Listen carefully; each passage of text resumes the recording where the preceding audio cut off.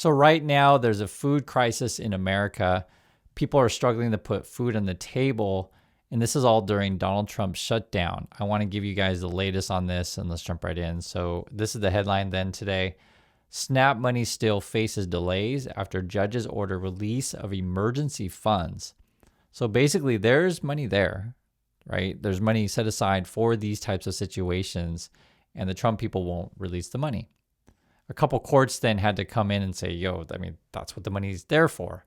It's, I believe it's Rhode Island and Massachusetts said this. And essentially what is going to happen, as I told you guys before, the Trump people are going to probably slow walk this, right? So then you have this. Uncertainty persists for Americans waiting for monthly food stamps. And I think the Trump response was like, oh, well, we got to see clarity into this. We'll look into it, that kind of stuff. And the court, the words they used was as soon as possible, but that could be interpreted any number of ways, and that's why they're talking about it today. I also want to address what people are saying on the ground and also what people are saying in our community about this situation. So this is from our community. Jad writes, another person made a comment like this, but this seems to be what happened prior to the French Revolution.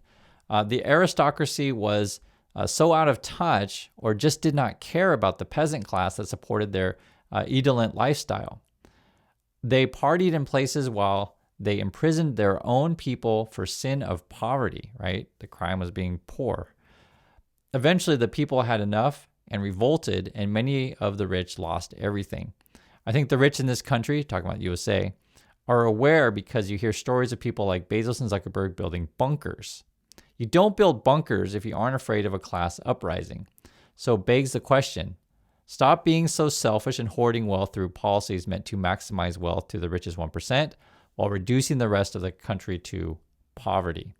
And I think this is a really good point, right? We've seen this stuff in history happen before, talking about the French Revolution, and you just look at the way that wealthy people behave today, right? They're building these bunkers. There was an article actually I saw recently in the Wall Street Journal where more wealthy communities want more fences so they can gate off roads to their neighborhoods. This is essentially the increasing divide of rich and poor. I just saw it in the Wall Street Journal. Like rich people are like, hey, I want more gates. Protect us from the angry people, essentially is what this ends up being.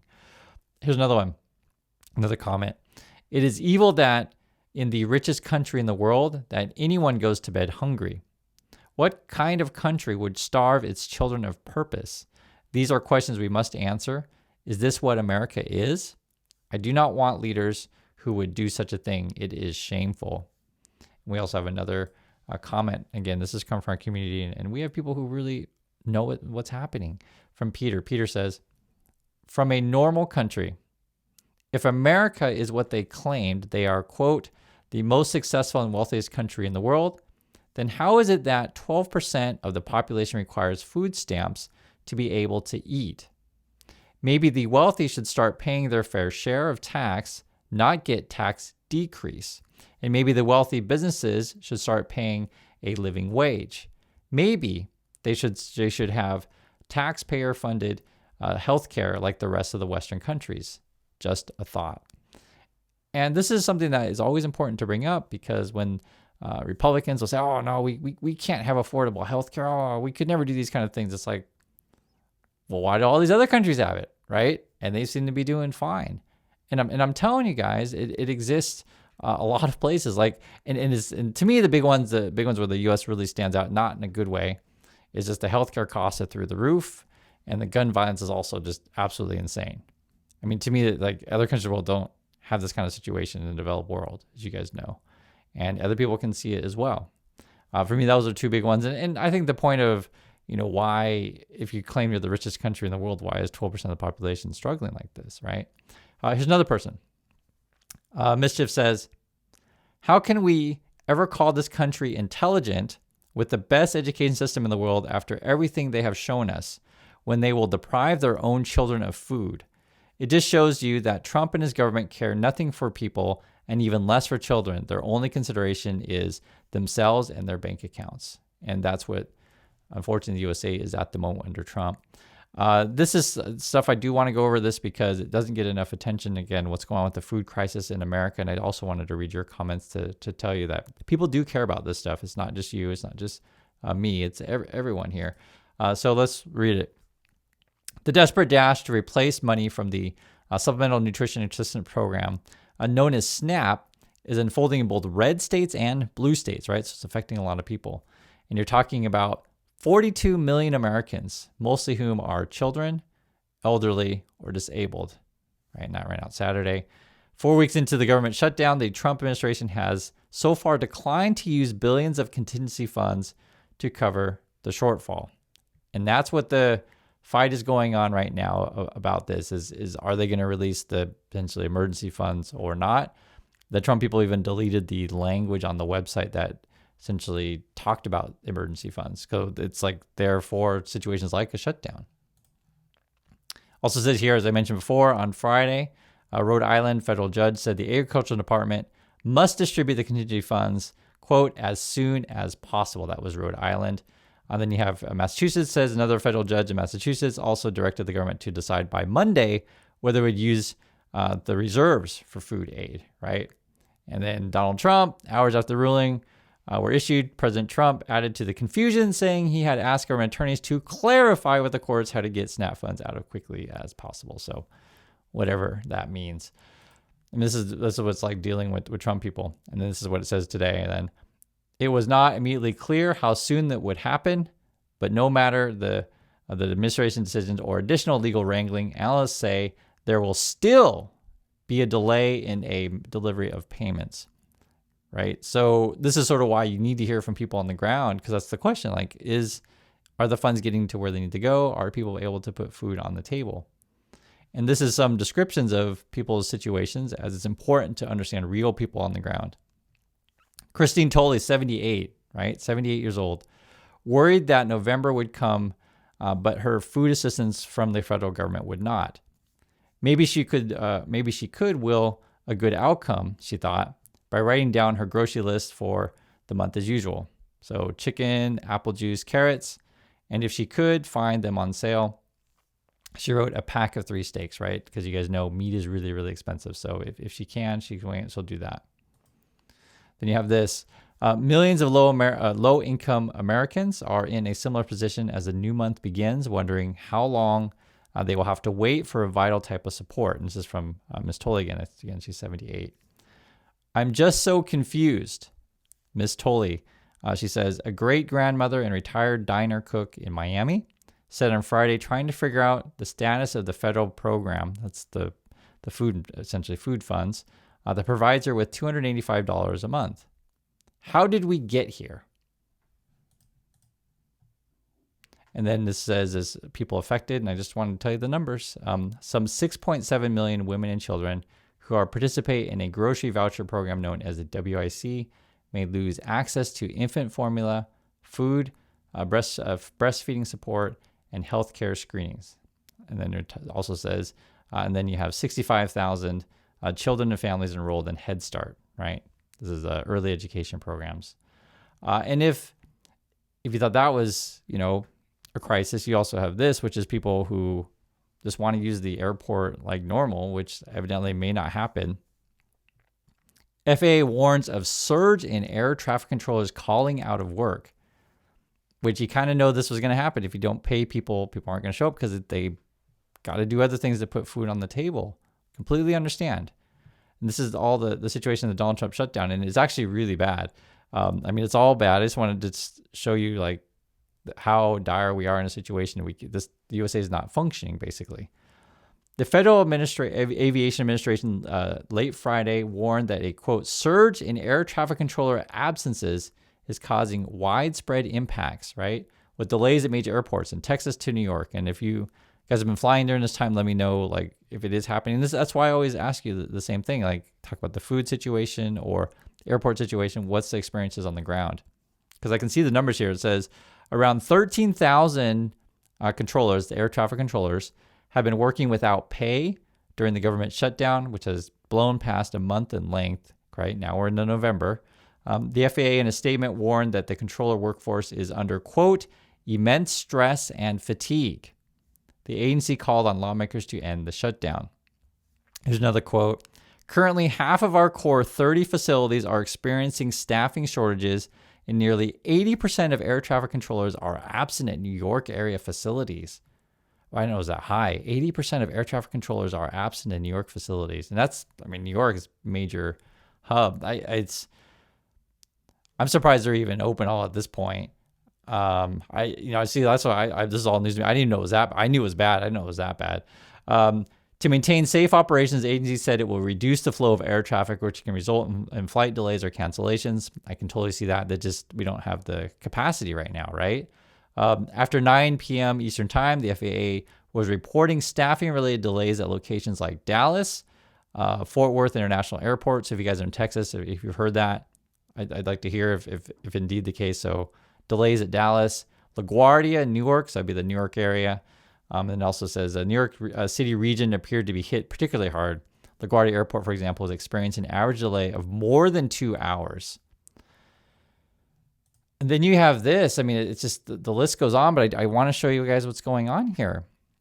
After a month of shutdown, workers face mounting bills, car repossessions, right? Because people aren't getting paid. And if you're living paycheck to paycheck and you're already past a month, right? And now you're going to a second month. And this is where we're at. I just want you to hear it. The government has been closed for a month and federal workers have missed 2 paychecks. All right, because you get paid twice a month, right? Missed 2 paychecks, are now using credit cards to pay their bills, visiting food pantries to stock their kitchens, and reviewing their bank accounts, plotting exactly how long they can manage without a salary. This is a person, saying she's 53, works at the government publishing office. This is Cynthia. She says 53-year-old said she is barely eating, subsisting on coffee and protein shakes.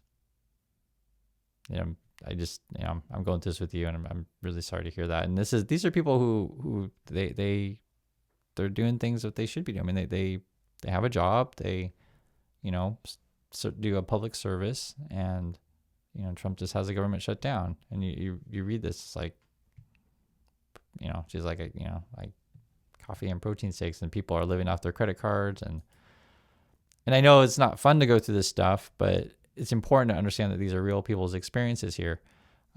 This is the same person. She said she had already sold everything she could find in her house, including 2 old iPhones, and started a GoFundMe to help cover expenses. She had hoped to drive for DoorDash, so that would be food delivery, to supplement her income, but her car was repossessed after she missed a loan deadline because of the shutdown. Yeah, and we actually talked about that in a prior video a couple days ago, that the repo people come and just take people's cars, and it's and I guess that part's been going up. So bad. This whole thing is terrible. I just don't know what to say, but it's different. And you read the numbers, you can see it. Like I read the air traffic controllers, I can see millions of families are affected by the food situation. So it's there, but it doesn't. That's why it's important to read the actual details, and you can visualize it more. Situation. I'm really sorry to hear this stuff, to be honest. Here's another, and there's different people have different experiences. James Kerwin, 31, so much younger, is among those who could be at risk. He had been furloughed from his job as a lawyer at the National Labor Relations Board since the shutdown began.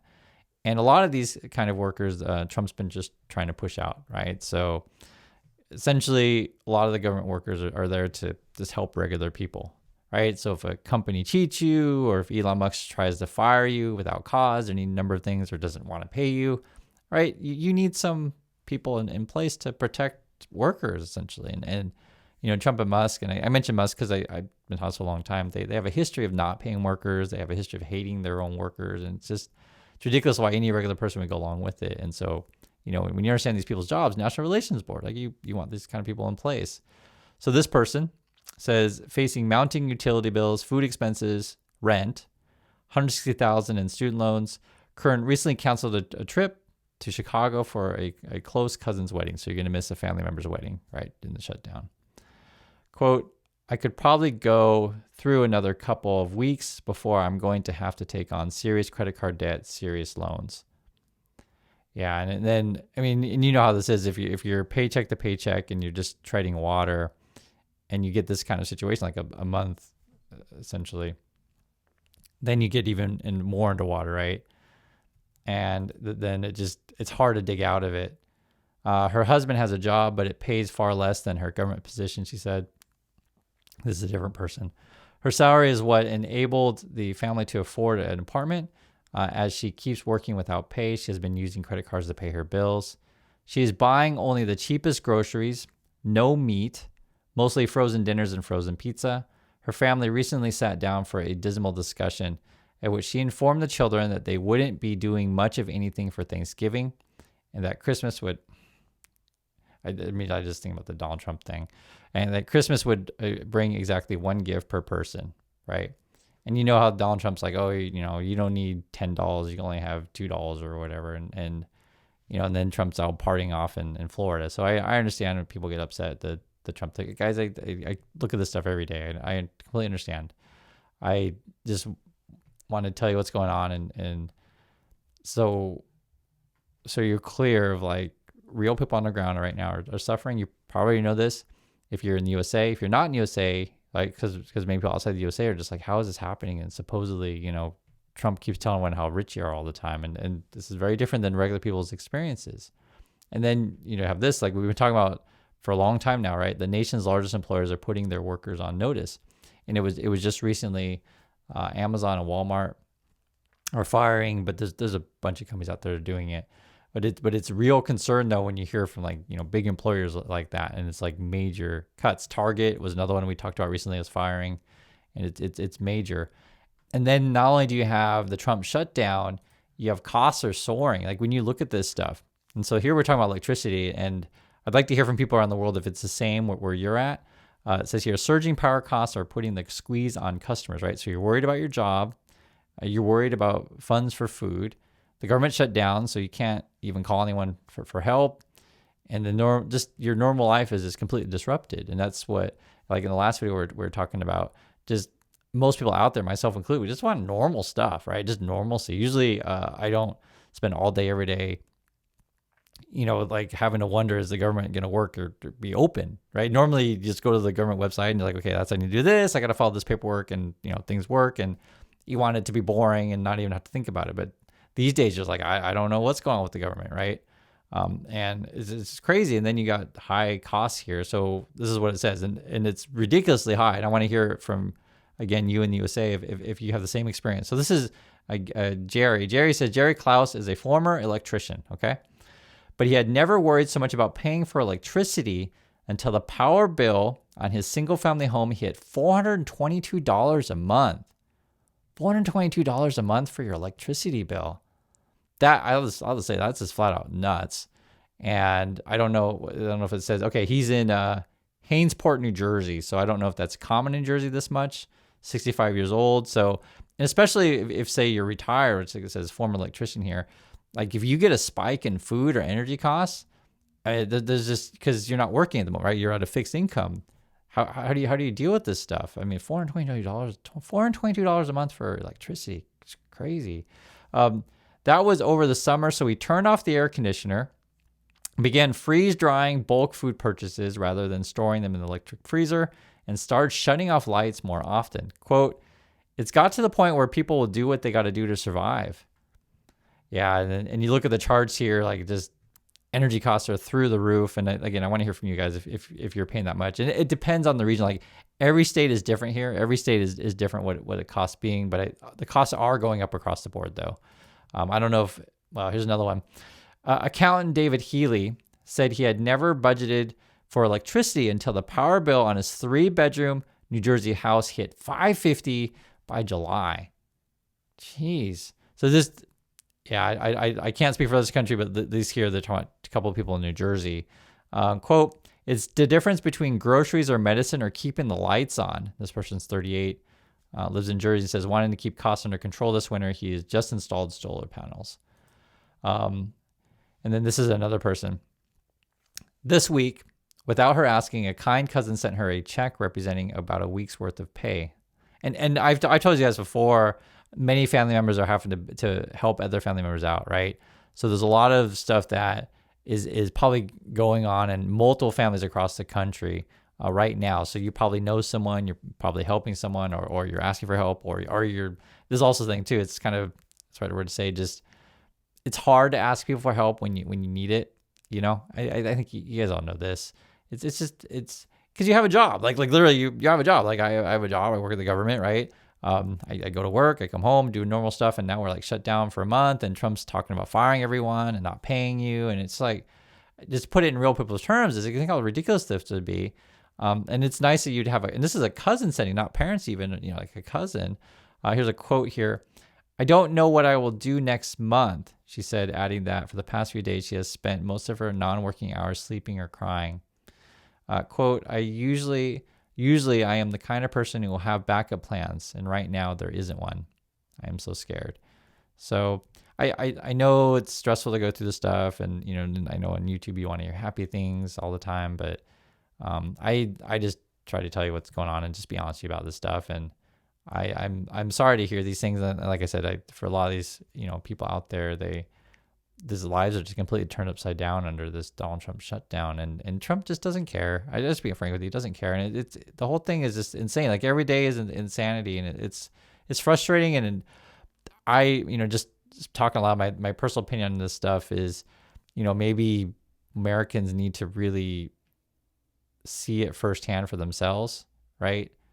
And moral will rise up and hopefully remove Trump. That's just my honest thoughts on this stuff. Because maybe for some Americans, maybe there's like, it hasn't affected me yet. I don't know. I don't know how many Americans are saying that right now. Because like when I look at the numbers and stuff, it's like it's got to be a vast majority are feeling it. I just my opinion on that stuff. But that's why we have these discussions. Like, is it only New Jersey's experiencing these ridiculously, you know, $400, $500 electricity bills, or is it all over the country? I just want to hear from you. So I do appreciate your time, everyone. Please stay safe out there, and let's hope this particular issue, the shutdown thing, resolves soon. And I'll catch you on the next video.